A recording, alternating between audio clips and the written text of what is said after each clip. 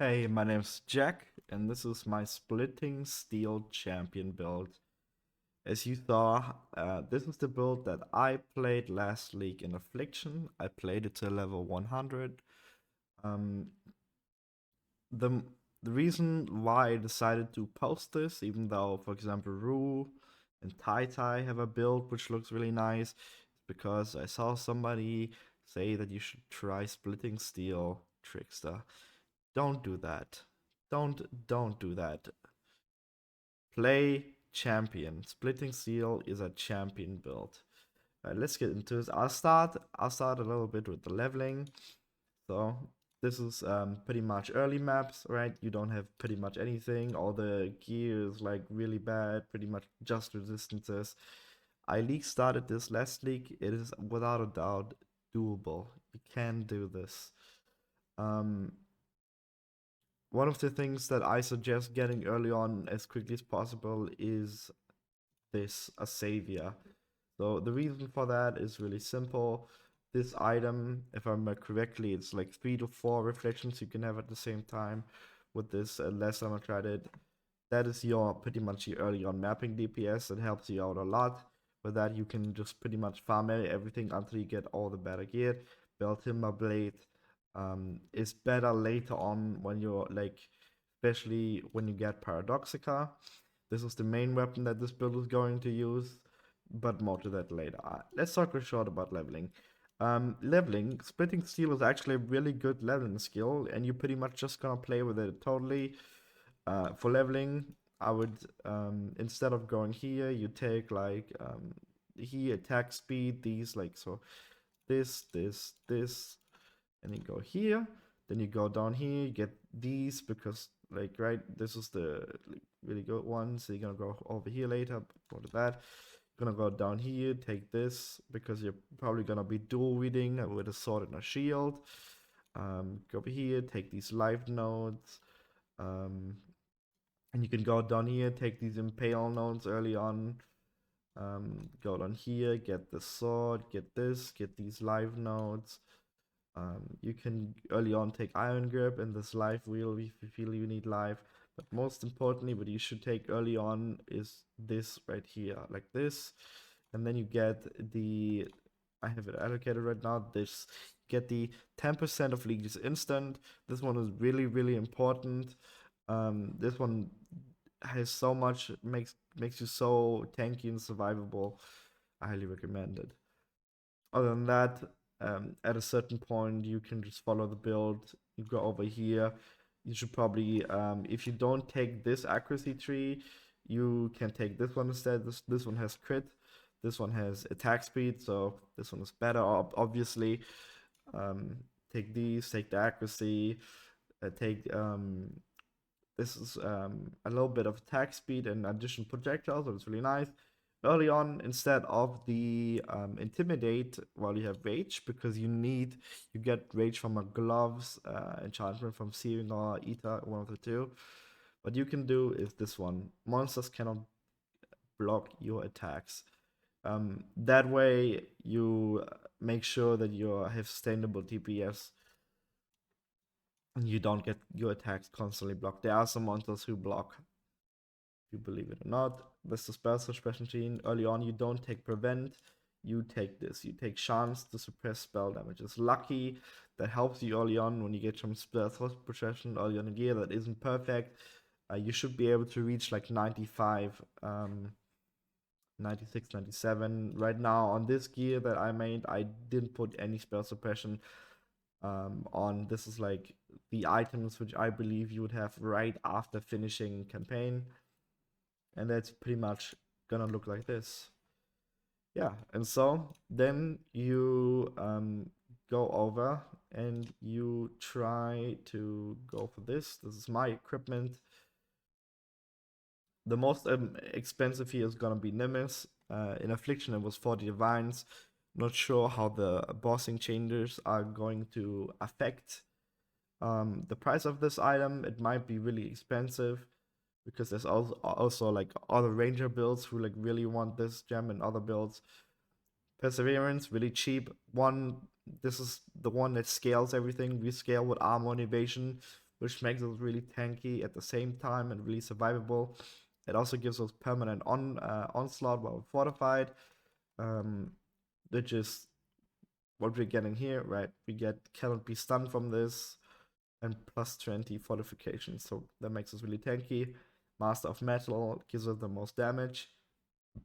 The last one, the last Ascendancy, I would take this one instead, because while you're leveling, you're not gonna be able to get all 3 hours. You simply need this Ascendancy with a banner. And to fix the mana of this build, you need this mana preservation efficiency. And you need, let me open up the 90 Trisky, which is, you need the mana preservation efficiency on jewels. These two are really important. The elemental resistance is also really important with that. Other than that, this build uses life tap on everything, right? We're life tapping the sniper mark. It got nerfed. It used to be 4, now it's only 2 projectiles, so slight damage nerf there, but right, life tap on the main skill, life tap for the sniper mark, so it doesn't try to use mana with a mark on hit. Life tap, this should have life tap. Actually, it's fine, I think. Yeah, the mana cost. No, wait, this should have life tap. Oh yeah, it should. The Culling Strike is wrong. This should have life tap. Everything, not a part. This way, the mana is only for reservation and nothing else. We need to get these 3 hours in. And that's pretty straightforward. Molten Shell and a Totem. We simply don't have the gem sockets to do the multi-totem setup, sadly. Otherwise, we could squeeze out some damage there. Precision, Arrogance, Strat banner. We actually reserve some life. And the reason for that is because of this. Right, we get 1 extra maximum or all elemental resistance. We have life and mana reserved through the reservation mastery. This is the level 93. You take also here, it's important that you have armor and evasion on on body, gloves, boots, and helmet. That way you gain another 1%. Over here, this one's really important. 30% reduced extra damage on critical strikes, and over here in the critical master, the same thing. That gives you 60% reduction from crits. That makes you really, really tanky. Even though like PUB doesn't like see it correctly right now, this one makes you really tanky.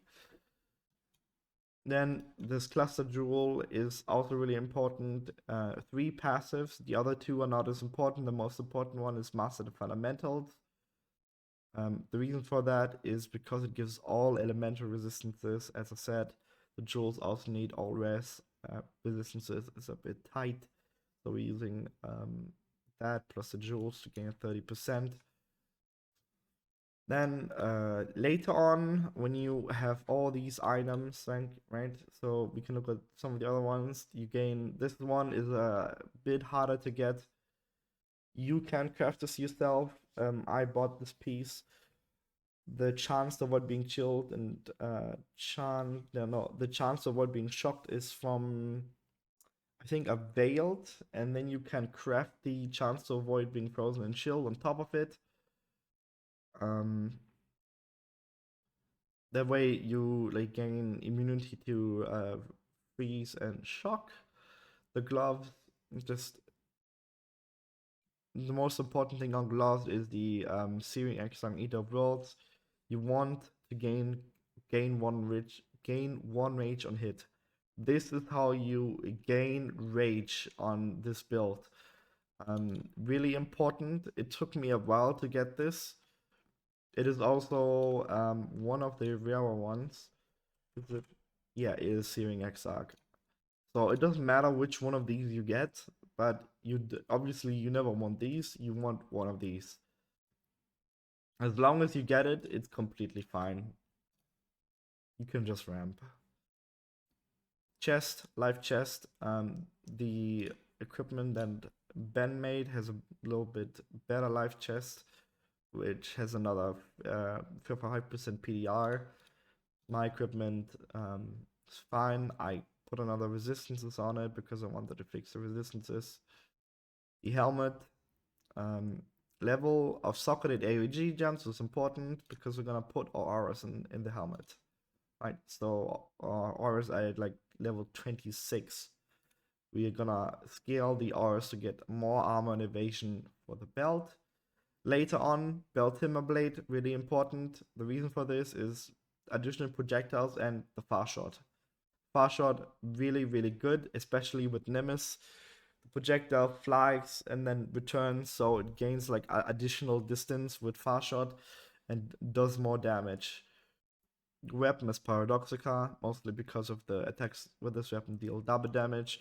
Otherwise, we just wouldn't be able to scale like the damage high enough. There's really like from sword and axes, there's really nothing there that you can put in which would like, let's say we have like an absolute god tier one-handed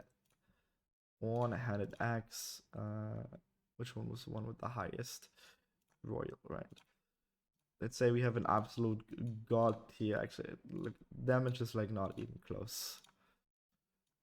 It's not like the double damage is just better in every way. Like even a perfect item, like a perfect rare item, doesn't come close to the damage of the simple line attacks of this weapon deal double damage. So we're gonna be using that. It's important that you gain the impale and the attack speed on it. Otherwise, you're gonna lose out on a lot. As long as you get these as close as possible, is good. The ones from these like are pretty much the same. So yeah, that's the equipment. Normally on these jewels, if you want some extra damage, you can put crit. That's all you care about, but not like crit chance. You want global crit multiplier. This is a big damage increase. This one is not so much, right? So you get like 70,000 extra damage per jewel. Let me put so, and then level 100 tree, Watcher's Eye. So for Watcher's Eye, this still is the item. So where's the Watcher's Eye? Am I blind? Yeah. The Watcher's Eye, most important, impales you, inflict less 2 additional hits. This one is the one that you always need. You can gain some other ones. There's some other good ones like reduce extra damage of crit. Just puts you at pretty much 60 plus 50, 110% reduced extra damage. So you're pretty much not taking extra damage from crits. If you have this one, the fist damage reduction is also nice. The additional armor is obviously nice because you need to get these two as close as possible. Like right here, 60,000, 58,000 is important because this belt takes the lowest of both. So if one of the other is too close to each other, then you won't get a big damage increase. So you might be able to take that, and then the Grace Aura also has some good stuff. I like this one. Not that. No, not that one. I can click. Unaffected by Enfeeble. I like this one. This one's good. This lets you run some maps that you normally wouldn't be able to run. Blinds enemies on hit is also nice. Gives you more evasion. So it would be like, let's say like this is like more armor and more evasion on both sides. But you want to do this and then get the unaffected by Enfeeble. There's also reduced reflect physical damage taken. This node is just bad. Like there's 3 nodes that are better, and you're not supposed to run reflect anyway, right? So this one is just better. So that's the gear, the tree. As I said, I mean, pretty straightforward. You take the reservation, you take the swords. Pretty much no deviation. You want this for the maximum resist, this for the crit. This one is important when you have the belt. This one gives you a good amount of bonuses to onslaught and also armor evasion. This one gives you a nice amount of crit on projectiles. Over here, frenzy charge generation from the sword mastery. And yeah, that is pretty much it. And this, you can, what you can also do here is when you feel you have enough damage, which let's say you're like, I did this when I was going from 98 to 100. You unallocate this and you put this here instead, plus Omen. And that makes you really survivable and makes you sure that you don't lose XP when you are playing this build. Is this hardcore viable? Yes, obviously. It is hardcore viable. It's really tanky. It has a lot of leech, has a lot of defenses. It does damage. The